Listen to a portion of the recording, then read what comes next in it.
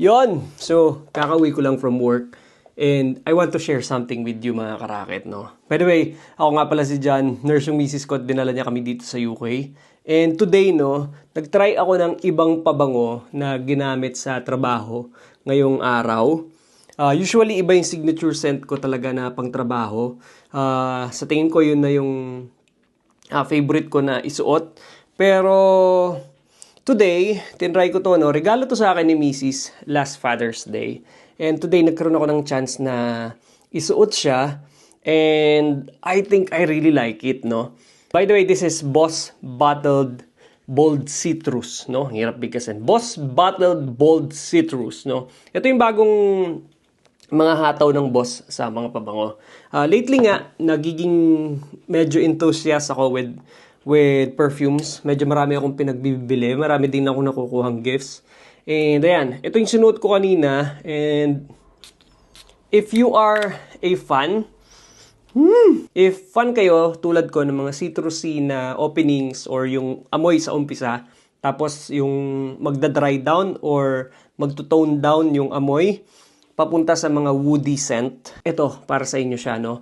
Very proper siya for summer, no? And kung taga Pilipinas ka, sa tingin ko sobrang swak nito sa weather natin sa Philippines. Feeling ko magugustuhan din ng pang-amoy ng mga Filipino yung ganitong klaseng amoy, no? Hindi pa ako ganun kagaling pagdating sa mga terms ng mga notes or yung kung ano ba yung nasa loob ng perfume. Pero para sa akin, no, very dominant nung parang lemon, bergamot, no?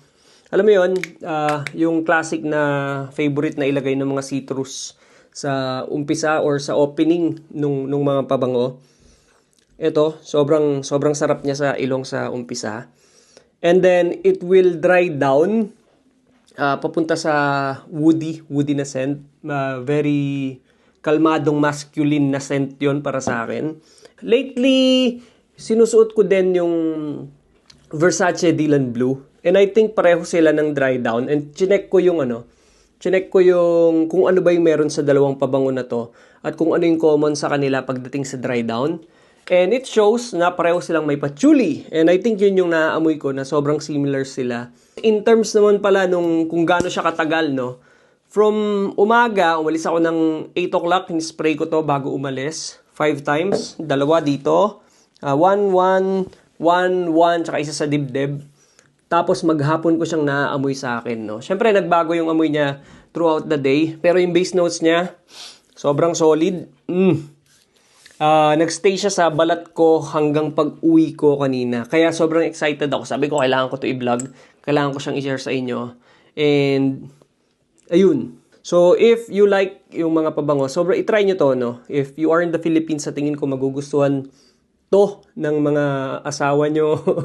Or, kung panglabas ngayon, no? Pag mainit, sa tingin ko sobrang ganda. Sa UK, sobrang proper niya sa weather natin ngayong summer. And tandaan nyo, Boss Bottled Bold Citrus. And ayan, kaya ko nga pala ito sinishare sa inyo kasi if you want to smell this, no, you can PM me tapos pwede ko kayong sharean ng mga ganitong maliliit na 3 ml na sample bottles or mga decant bottles. PM nyo lang ako, i-share ko sa inyo. Syempre, hindi libre for a very affordable cost. Kaya sasabilhin nyo siya ng isang bote, amuyin nyo muna siya, tapos kung magustuhan nyo, tsaka kayo pumunta ng mga booths, ganyan. Or tsaka kayo bumili online. Pero yan, if you are curious, send me a PM. I have 3 ml at tsaka 5 ml bottles. Yung 3 ml, mga 50 sprays na yun, no? So kung ako nag-spray ako ng 5 times a day, so kung 50, mga 10 days ko na siyang isusuot. Kung curious kayo, sendan nyo ako. Isa to sa mga gusto kong maging racket dito, yung mag-decant or mag-share ng small sample size ng mga pabango. Tapos, di ba? Marami tayong maamoy na pabango. We can share the cost. We can spread the cost nung pabango. And then, ayun, may mako-content pa ako. Kaya alam niyo na kung ano yung gagawin. Send me a message.